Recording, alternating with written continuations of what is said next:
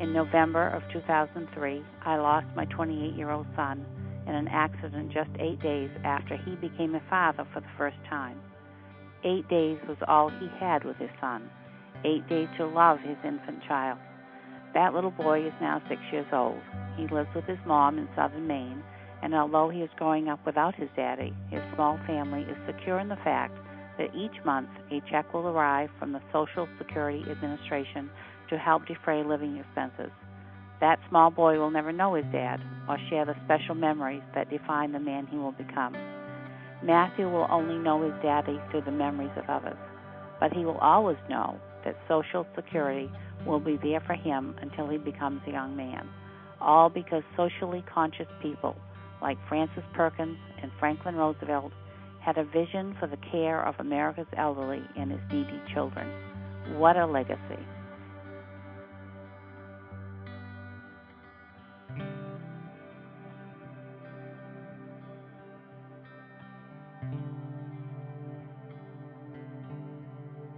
When I was younger, about 6, my mother passed away, leaving my father to care for his 6 children, my brothers and sisters. He worked very hard to keep our family together, and which was very difficult.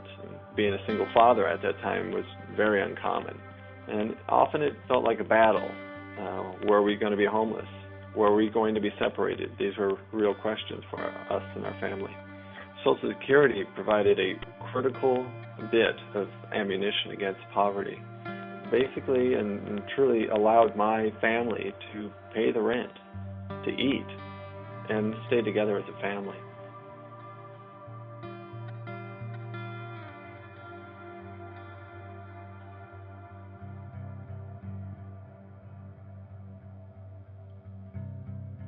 I look back on 78 years of life and realize I owe the Social Security program a tremendous amount. In 1947, when I was 16, my father died as I was starting 10th grade in high school. My mother was not in good health and was unable to work, but thanks to Social Security and a World War I veteran payment, I did graduate in 1950. The fact that the 4 Social Security checks came regularly every month enabled me to process a stable environment such as existed in the homes of most of their peers.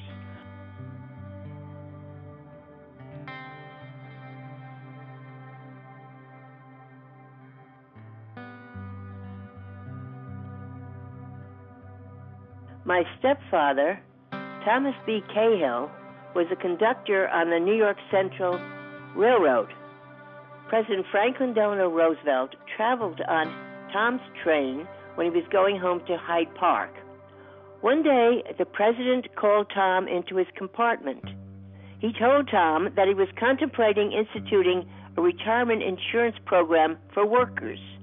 He wanted to begin with railroad workers as a kind of experiment. He asked Tom what kind of program would be helpful to railroad workers after they could no longer work. I don't know what Tom told him, but subsequently the Railroad Retirement Act was passed, and it was the forerunner of the Social Security Act.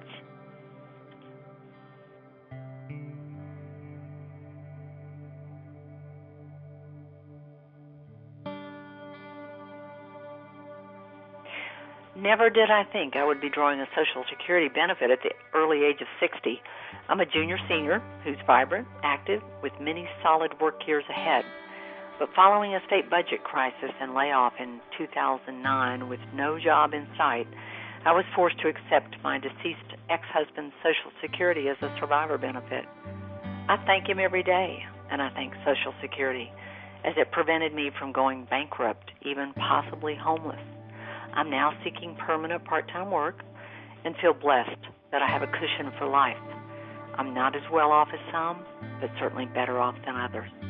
In a country with increasing haves versus have-nots, Social Security is, for many, the only soft place to land.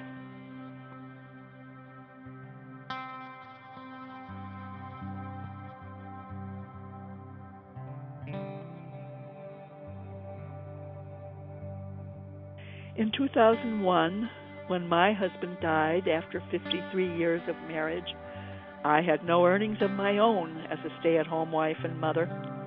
The second blessing of the Social Security widow's pension shelters me from the humiliations and derisions of the bad old days I remember.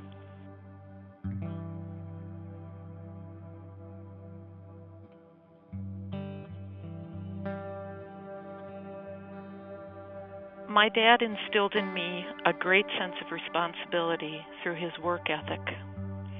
A steel worker, he went to work even with 4 broken ribs. When I look back on it now, I realize that we were poor. My dad had to retire because of lung cancer. Without Social Security, my mom and dad would have been homeless. Social Security has been a real lifeline in my family. Thank you.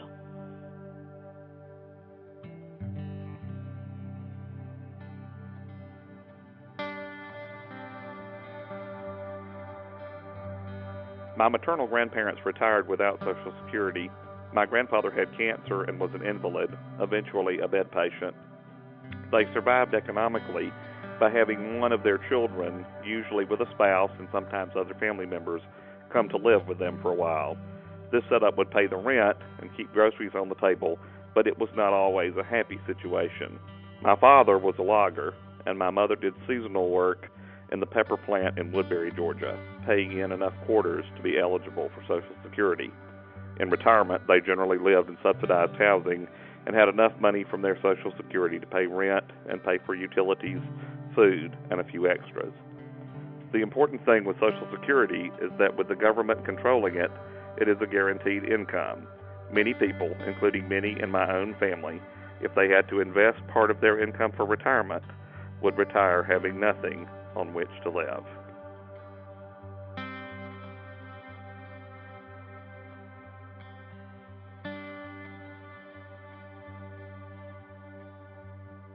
In 1962, my father died at the age of 42 from lung cancer, leaving my mother 42, brother 10, and me 14. My mother was suddenly faced with mortgage payments, hospital bills, and supporting 2 children.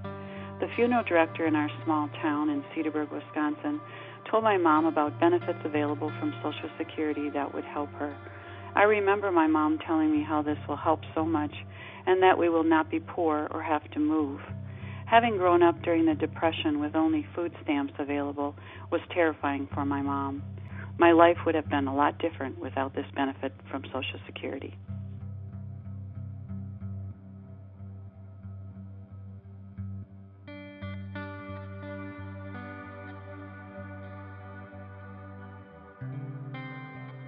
I remember my grandmother, who probably didn't ever put much money into Social Security. She got something like $70 a month. This is in the 50s. She was a widow, and I think it was probably the only income she had. She lived in a house with a wood cook stove, a cistern, outdoor plumbing, and had a huge garden.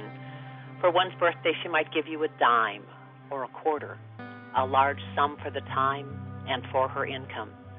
She spent some of that money on thread and handkerchiefs, which she would crochet around. I still have those handkerchiefs and treasure them.